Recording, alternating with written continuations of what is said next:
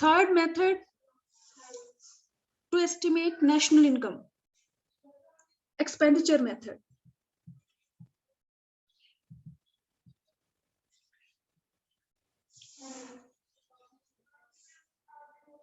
Expenditure method से अगर हमें कैलकुलेट करनी है नेशनल इनकम, तो उसके जो कंपोनेंट्स है, फर्स्ट है private final consumption expenditure.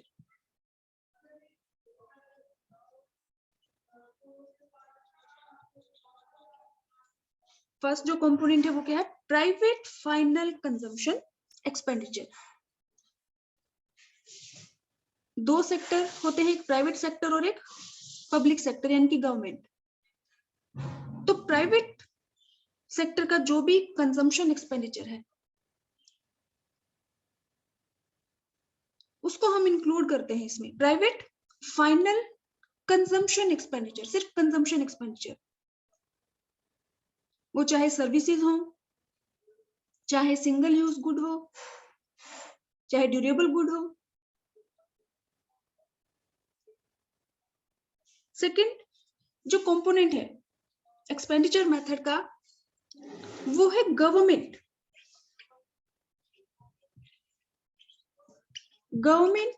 Final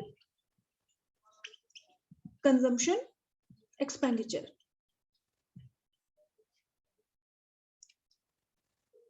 तो ये है पब्लिक सेक्टर का गवर्नमेंट का फाइनल कंजम्पशन एक्सपेंडिचर। अब गवर्नमेंट जो एक्सपेंडिचर करती है दो तरह का, एक तो कंजम्पशन एक्सपेंडिचर जिसको हम मेंटेनेंस एक्सपेंडिचर भी बोलते हैं, और दूसरा इन्वेस्टमेंट एक्सपेंडिचर। तो इसमें हम इंक्लूड करेंगे गवर्नमेंट का कंजम्पशन एक्सपेंडिचर। फॉर एग्जांपल जो भी law and order and defence है उसको मेंटेन करने के लिए जो भी खर्चा करती है गवर्नमेंट, वो क्या है? Government final consumption expenditure. Next जो कंपोनेंट है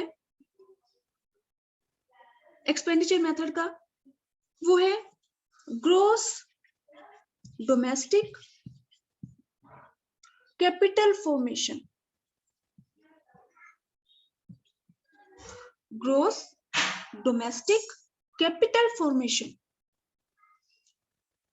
अब कैपिटल फॉर्मेशन मींस इन्वेस्टमेंट।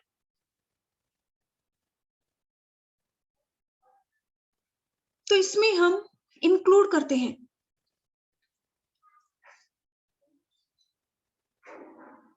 एक तो इन्वेस्टमेंट एक्सपेंडिचर,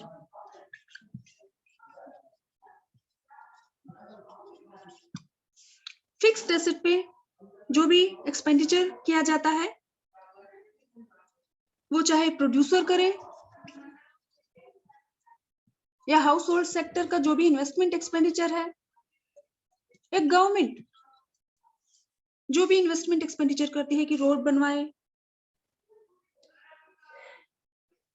या कोई बिजनेस ऑर्गेनाइजेशन शुरू करे, हॉस्पिटल बनवाए, डैम्स बनवाए, bridge. House hold sector for example अगर अपना घर बनाए तो उसको हम कहेंगे इन्वेस्टमेंट एक्सपेंडिचर। और प्रोड्यूसर जो भी फिक्स्ड एसेट्स में जो एक्सपेंडिचर करता है, तो ग्रॉस डोमेस्टिक कैपिटल फॉर्मेशन में हम इंक्लूड करते हैं एक तो जो फिक्स्ड एसेट पे जो भी खर्चा किया जाता है वो चाहे प्रोड्यूसर करे, हाउस होल्ड करे या गवर्नमेंट करे, प्लस में इन्वेंट्री इन्वेस्टमेंट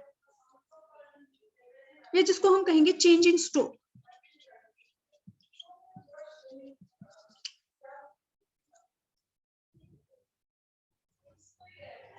तो इसमें आपको ये ध्यान रखना है कि एक्सपेंडिचर मेथड से जब भी आप नेशनल इनकम कैलकुलेट करते हैं तो सबसे पहला कंपोनेंट कौन सा है? Private final consumption expenditure. इसमें हम ऐड कर देंगे government final consumption expenditure plus gross domestic capital formation.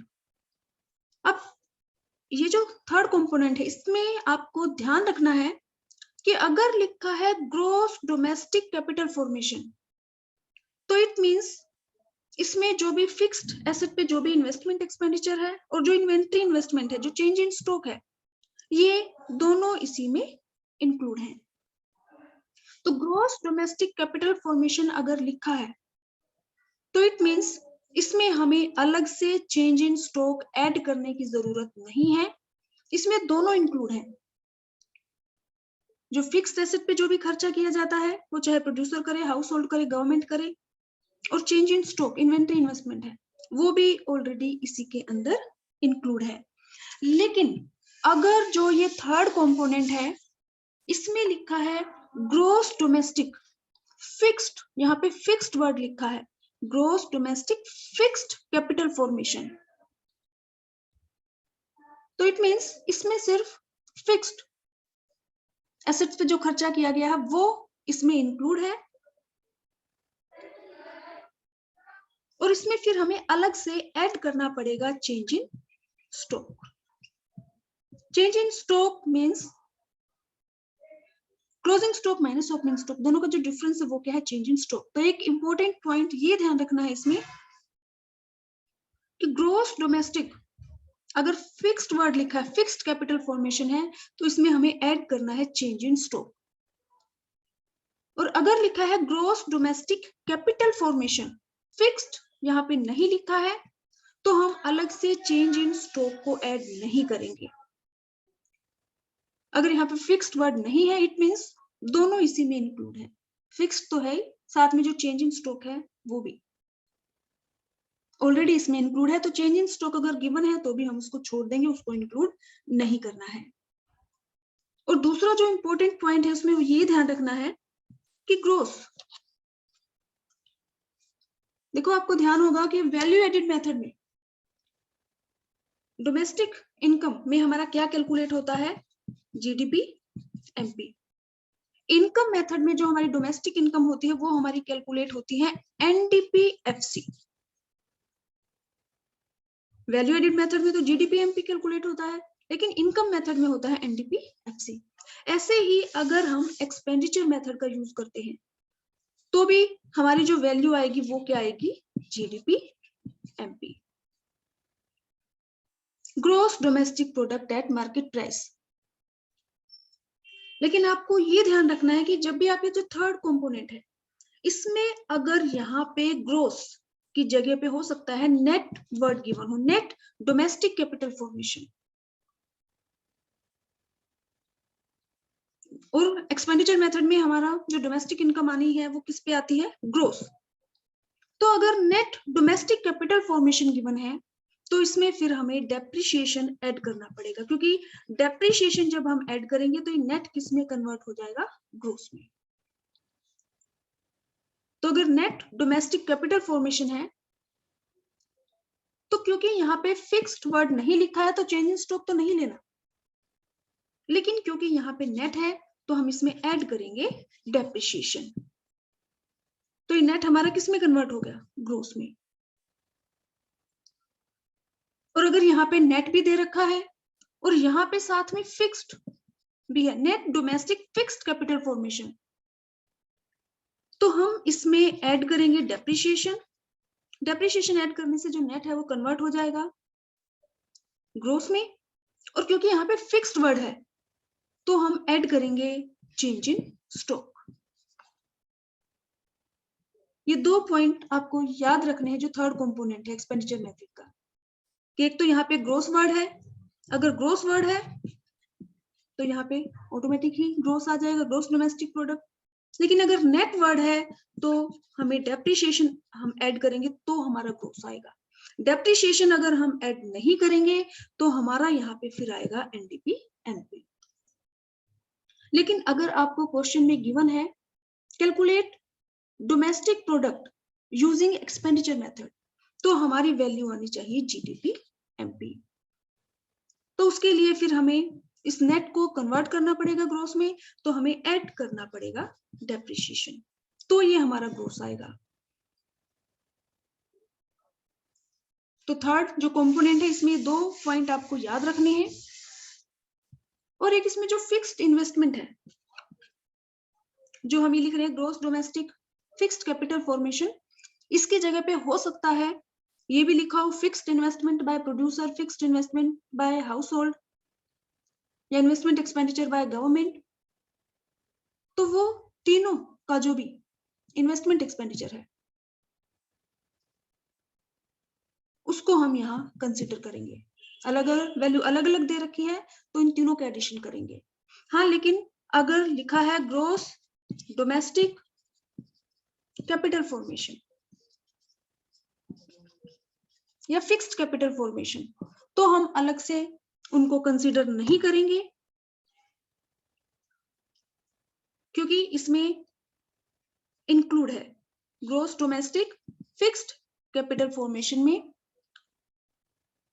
जो प्रोड्यूसर्स हैं उनका भी जो भी इन्वेस्टमेंट एक्सपेंडिचर है, जो हाउस होल्ड सेक्टर का इन्वेस्टमेंट एक्सपेंडिचर और गवर्नमेंट का जो इन्वेस्टमेंट एक्सपेंडिचर है, सभी इंक्लूड है फिक्स्ड कैपिटल फॉर्मेशन में। अब अगर फिक्स्ड वर्ड नहीं है तो हमें चेंज इन स्टॉक नहीं लेना, क्योंकि यहाँ फिक्स्ड वर्ड नहीं है। अब नेक्स्ट जो कंपोनेंट है एक्सपेंडिचर मेथड का, वो एक्सपोर्ट को हम ऐड करेंगे और इंपोर्ट को हम माइनस करेंगे। एक्सपोर्ट माइनस इंपोर्ट, क्योंकि एक्सपोर्ट मींस हमारी डोमेस्टिक टेरिटरी में जो भी प्रोडक्शन हुआ है वो हम सेल कर रहे हैं अदर कंट्रीज को। हमारे डोमेस्टिकली जो प्रोड्यूस फूड्स है उनके ऊपर खर्चा किया जा रहा है फॉरेनर्स के थ्रू, तो उसको हम ऐड करेंगे। और इंपोर्ट मींस बाहर की जो चीजें हैं उनके ऊपर हम खर्चा कर रहे हैं तो उसको हम लेस करेंगे, नेगेटिव कंपोनेंट है। तो एक्सपेंडिचर मेथड जब सबसे पहले हमारी डोमेस्टिक इनकम हम कैलकुलेट करते हैं तो पहला कंपोनेंट है प्राइवेट फाइनल कंजम्पशन एक्सपेंडिचर। जो भी हाउस होल्ड है, नॉन प्रॉफिट जो ऑर्गेनाइजेशन है, एनजीओ जो भी है, तो private final consumption expenditure plus government final consumption expenditure, government का final consumption expenditure. Third component है ग्रोस डोमेस्टिक कैपिटल फॉर्मेशन। इसमें दो पॉइंट ध्यान रखने हैं कि यहाँ पे ग्रोस है या नेट है, और दूसरा यहाँ पे फिक्स्ड वर्ड है या नहीं है। फिक्स्ड वर्ड है, अगर यहाँ पे फिक्स्ड वर्ड लिखा है फिक्स्ड कैपिटल फॉर्मेशन तो हम ऐड करेंगे चेंज इन स्टॉक, और फिक्स्ड वर्ड नहीं है तो चेंज इन स्टॉक हम नहीं लेंगे। हमें ऐड करना है एक्सपोर्ट, माइनस करना है इंपोर्ट, या इसकी जगह पे हम लिख सकते हैं नेट एक्सपोर्ट। तो ये हमारा कैलकुलेट हो जाएगा GDP MP.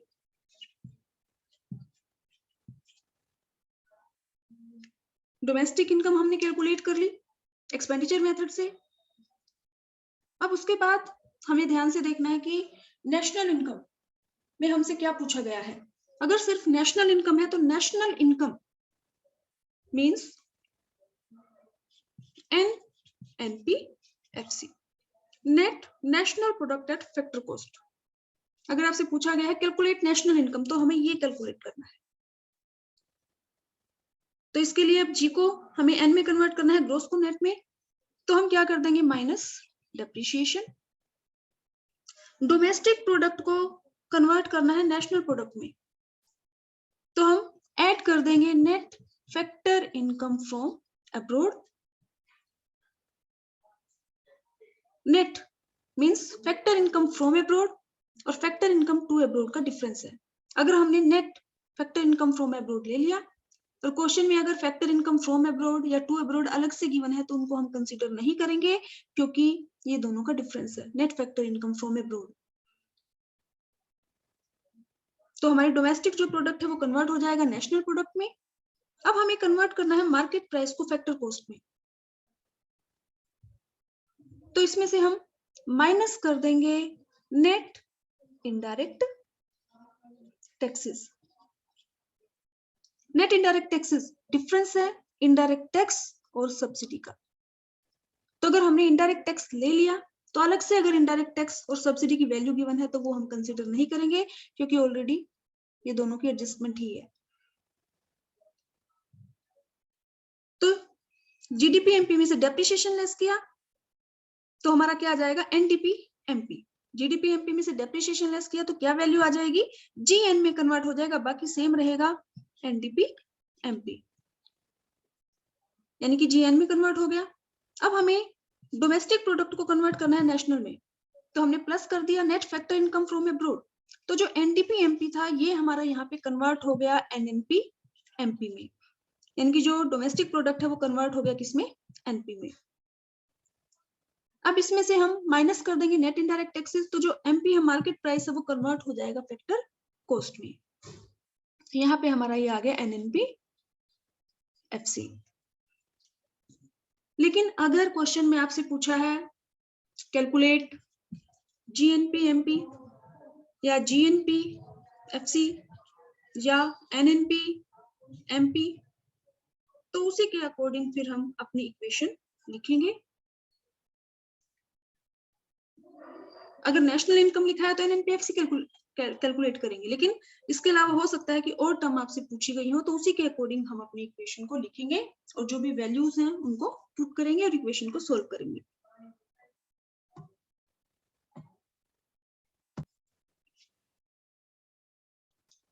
Calculate domestic income and national income. Domestic income calculate करनी है आपको और नेशनल इनकम। जो कंपोनेंट है वो है private final consumption expenditure 1000, rent 200, interest 100, government final consumption expenditure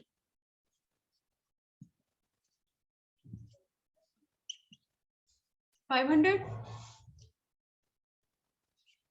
gross domestic capital formation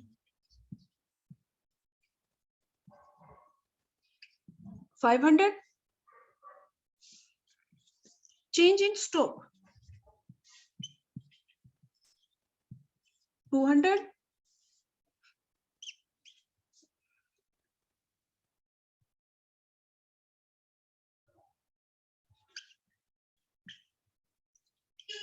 depreciation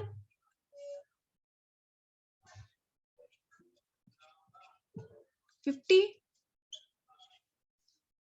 intermediate consumption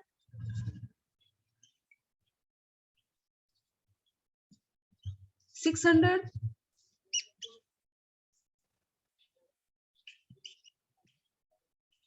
indirect tax 10,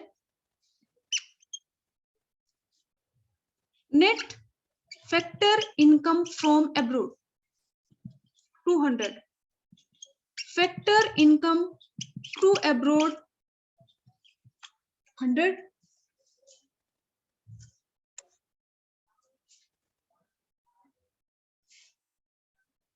net export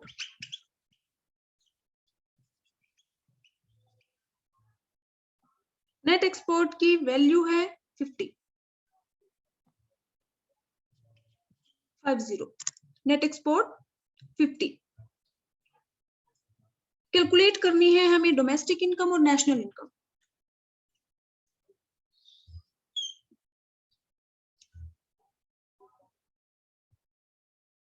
अपना जो आपकी इक्वेशन है, जो फॉर्मूला है, वो आपको लिखना है एक्सपेंडिचर मेथड से। सबसे पहले हमें डोमेस्टिक इनकम कैलकुलेट करनी है और डोमेस्टिक इनकम कैलकुलेट करने का हमारा जो फॉर्मूला है सबसे पहले हम वो लिख लेंगे।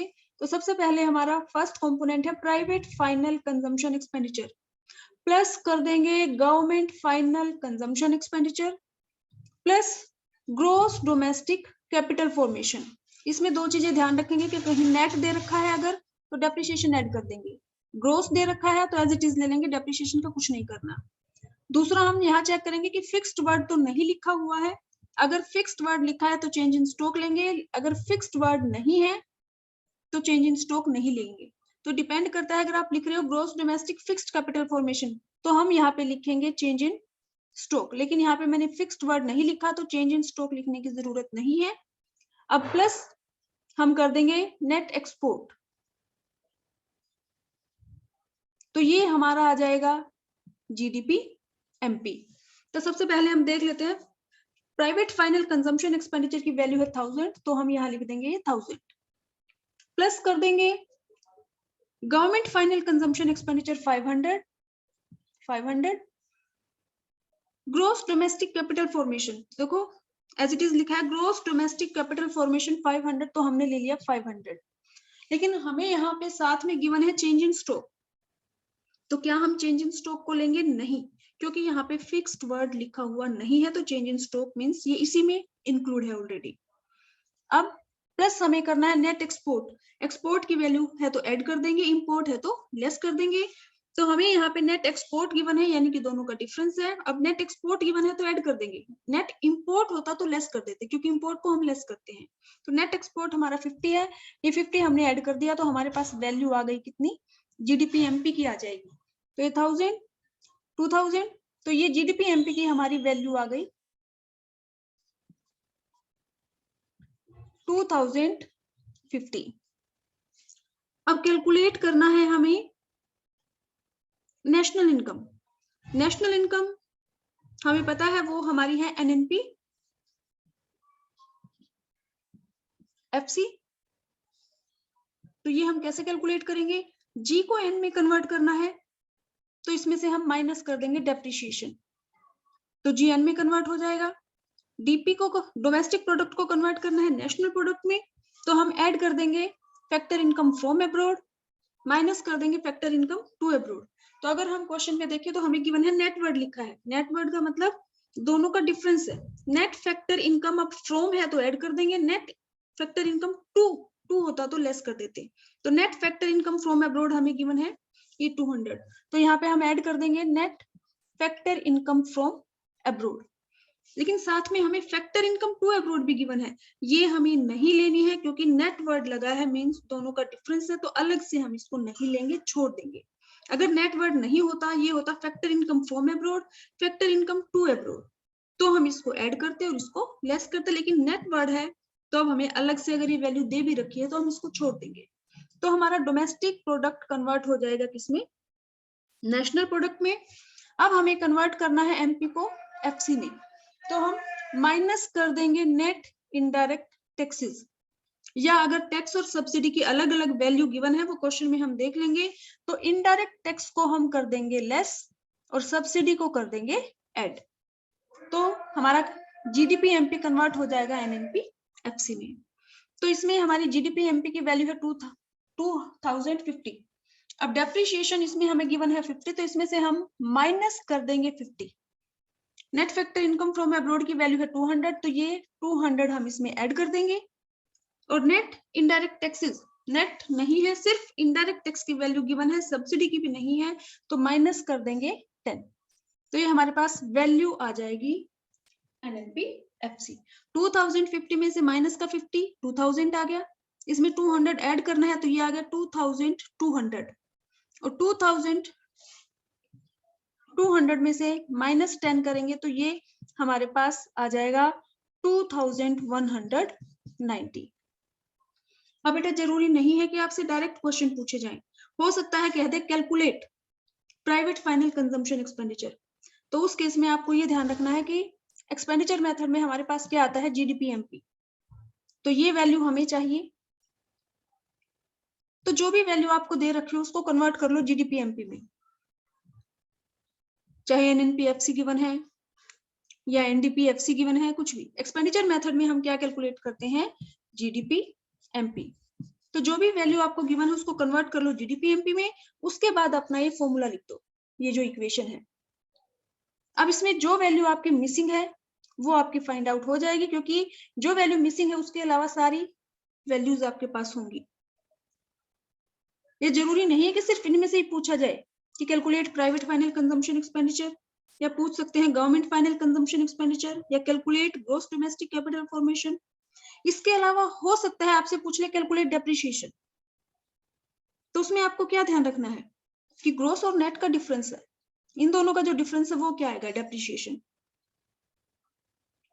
या आपसे पूछ सकते हैं calculate factor income from abroad,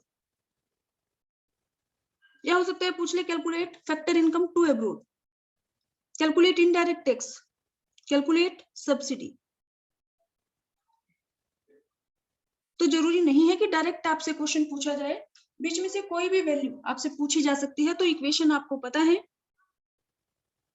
सारी वैल्यूज अगर आप इक्वेशन में पुट करेंगे तो जो मिसिंग वैल्यू है वो आपकी फाइंड आउट हो जाएगी।